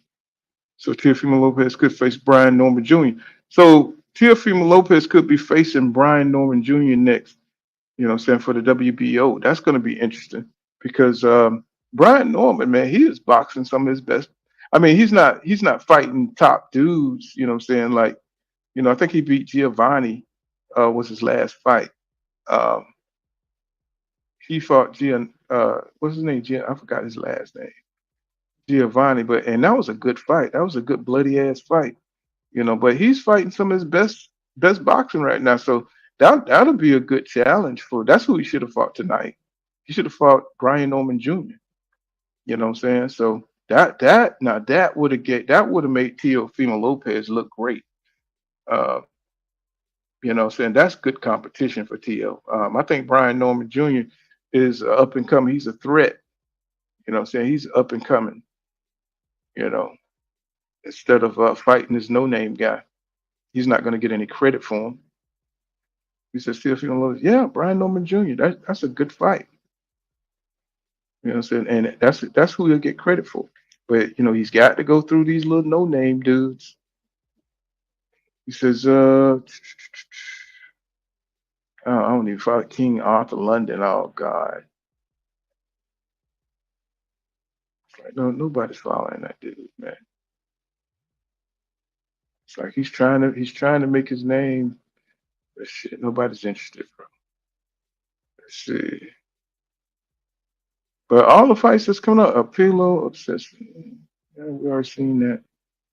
So that's what's going on, man. The biggest fight is Bam versus Estrada. You know what I'm saying? That's gonna be the shit right there.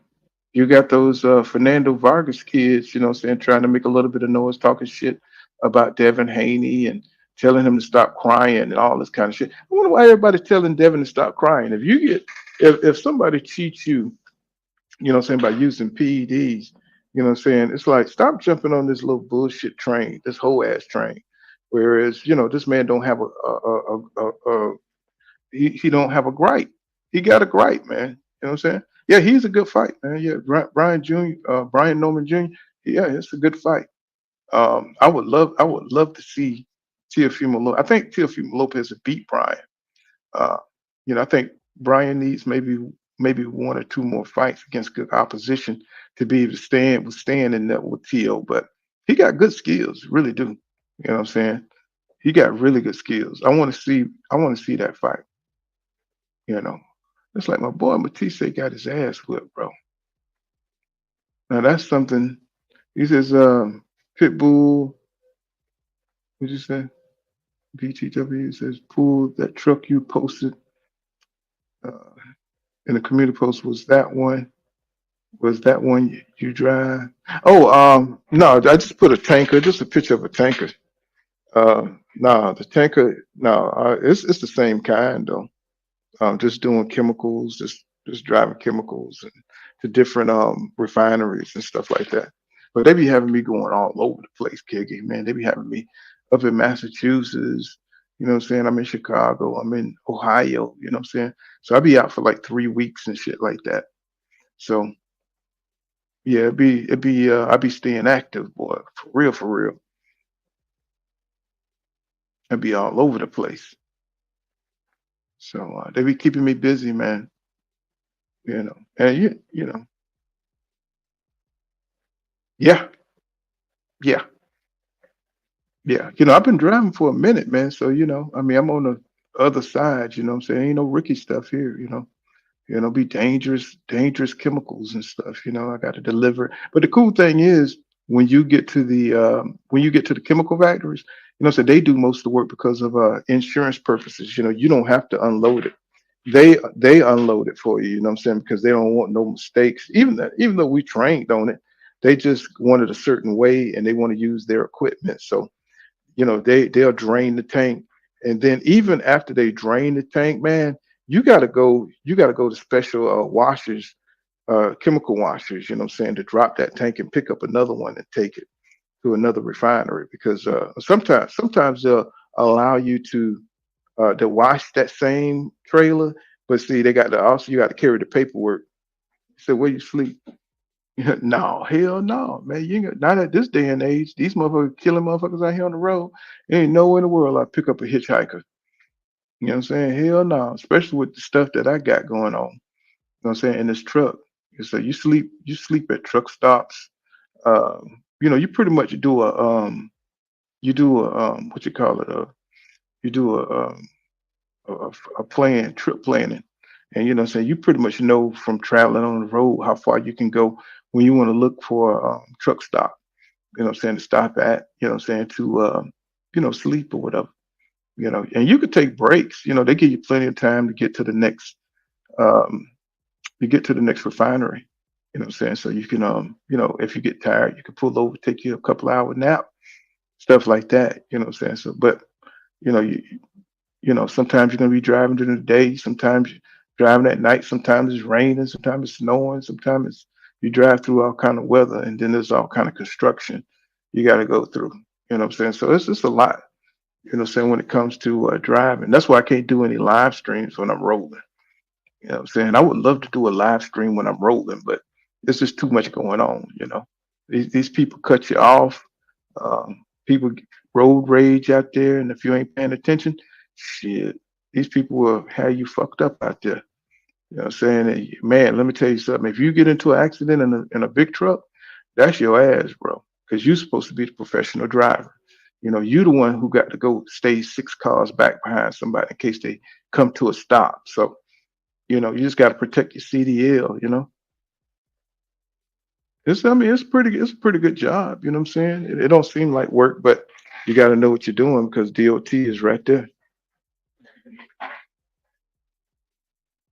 You definitely can't stream out there. You got to stop, go to the truck stop. And the problem why I don't do more live streams on the road is because the internet is bad on the road. You know what I'm saying? And when I get on sometimes, it'd be the quality be real bad. So I can't, like, what I'm saying, like, do a full live stream because it'll be in and out, in and out.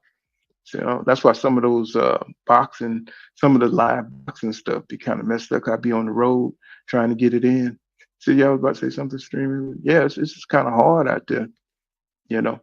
So, but but I don't know. We'll come on for that Bam fight tonight, and let's see. Well, who's on the undercard of Jesse Bam and Juan Estrada? Let's see. Let's see who's on the undercard. Jesse Bam versus Estrada. Juan Estrada, right? Okay, Francisco. Okay, let's see who's on the undercard. Let's see if there's going to be any good undercards. Let's see. See undercards, what to expect. Okay, so Sonny Edwards is going to be fighting. Let's see. Oh no, I was just talking about. Let's see. Wait a minute. Let's see. So other fights, Artura. Let's see, Gabriel. I don't know none of these dudes. Let's fight on the undercard. Let's see. I'll share the screen so you guys can see. I don't know none of these dudes. Just fight on Bam them undercard.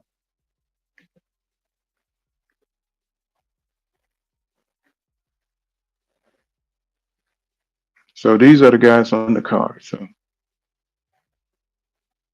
I don't know none of these dudes right here. Fabian Joho versus Daniel Gonzalez. You know what I'm saying? I don't know none of these dudes, all Spanish dudes. So it looked like, oh, okay, wait a minute. It's going to start at 1 a.m. Huh? Oh, in the UK. Okay.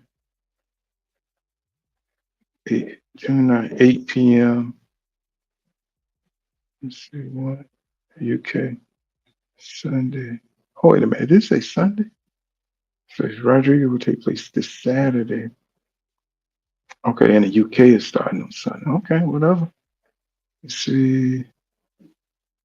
The approximate ring walk. Let me see. I don't know why they mixing the UK time up in this shit. Let me see if I can find another feed. Yeah. I mean, I don't know. That's boxing for you. You know what I'm saying? They don't want to pay these guys anything, so you're not going to see no exciting undercards like that. I can't wait for the PBC to come out with what they're going to do. I know they, rebuilding right now, but there's not enough talk about PBC fighters right now.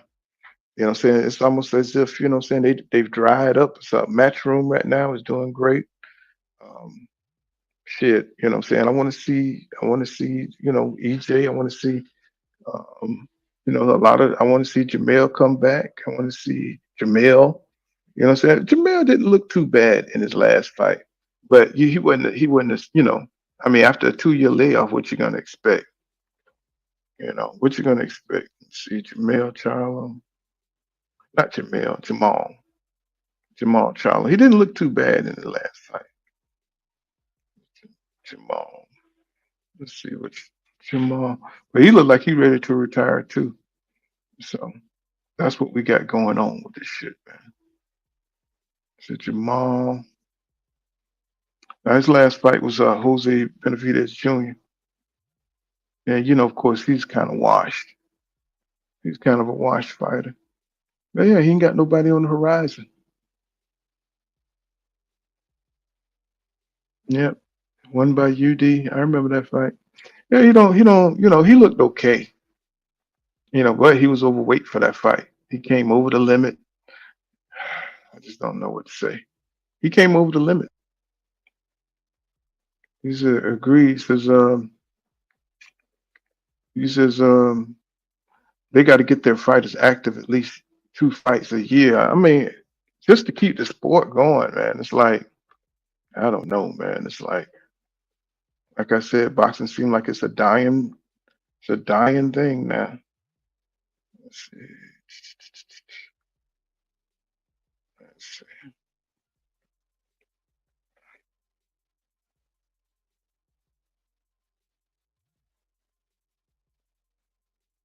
Mm.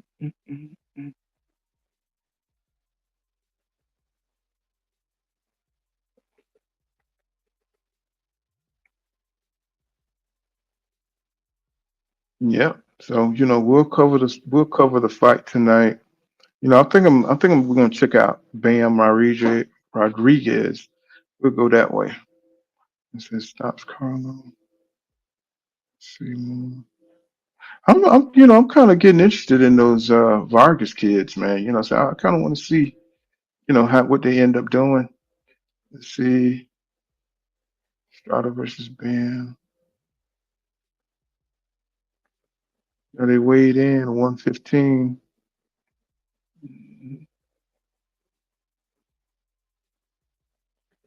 That's what they look like. I mean, I didn't watch the weigh-in.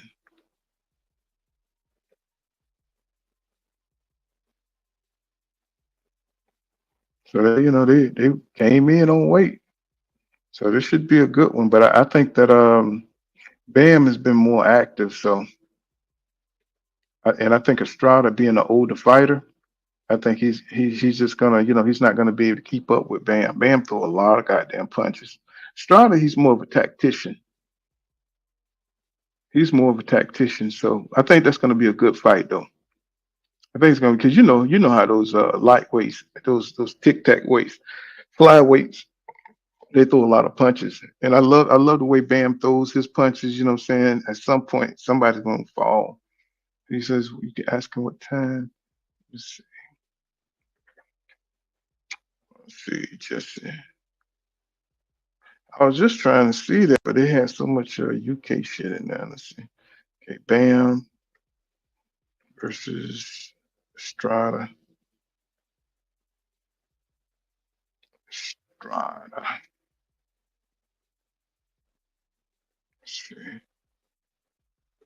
Let's see one. Fight time.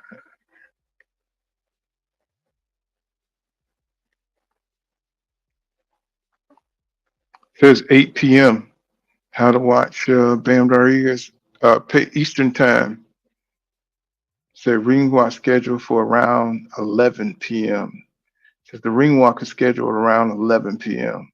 Let me show y'all. So let me go ahead and stop screen. Let's see. Bam is around the fight time. So look like it says yep. Main card starts at 8 p.m. Ring walk scheduled around 8.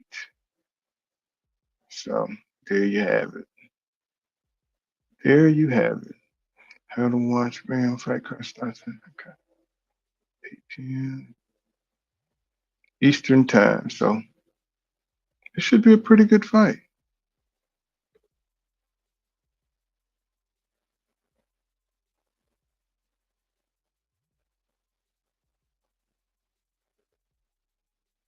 And my internet's slow. The great steps up on the temple. Unbelievable. Daniel León de Dios. Fabian Rojo, appropriately nicknamed Zerto, he will put his 8-0 record on the line as the southpaw faces Daniel Gonzalez, who enters at 5-1. Fontes, 8-round bantamweights, matchroom boxing. I don't know none of these dudes, bro. And his opponent making his way to the stage at this time, he's the defending champion. He is undefeated in his campaign as a professional with a record of 13 victories and no defeats, 1 draw with 8 wins coming by.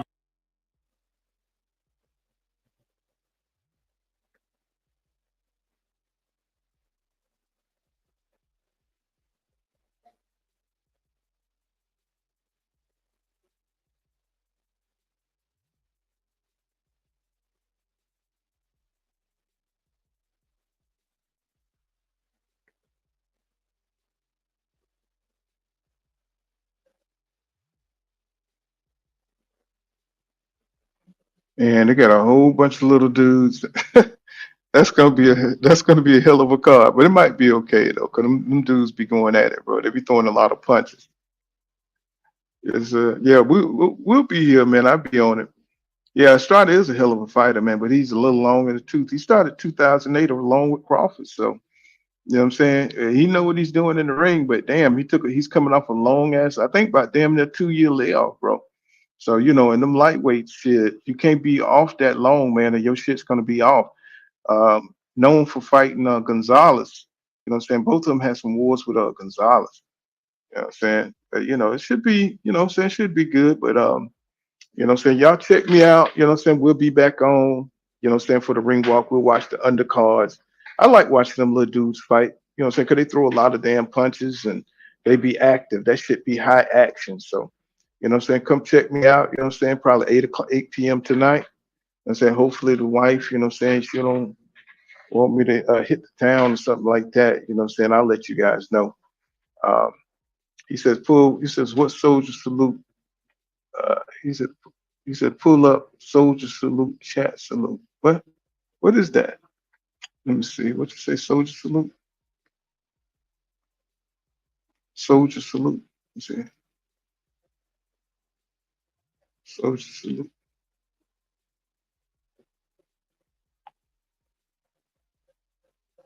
The hell is that? What is that, something? He said, pull up, soldier salute, chat salute. What is that, GD?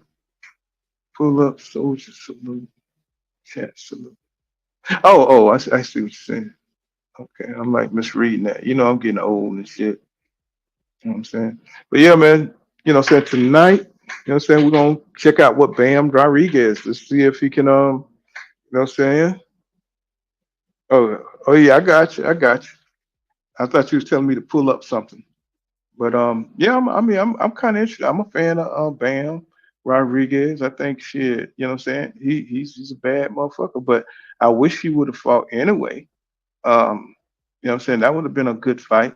They all seem to be, we'll pop up for sure. Peace out, no doubt.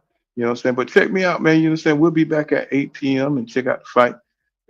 So, but it's just not a whole bunch of shit going on in boxing right now, except for that Devin Haney and Ryan Garcia debacle. They still talking shit about that. People still trying to, rub it in Devin face, shit like that. And Ryan, he's still capping. People still trying to let him off, even though they know the nigga cheated. So, but that's old news. That's not neither here nor there. But we'll be back on, 8 p.m. tonight. Come check me out. If Teofimo Lopez fight start early, we'll check that out too. Because I think that fight's gonna be over pretty quickly. But see you guys then. Salute y'all.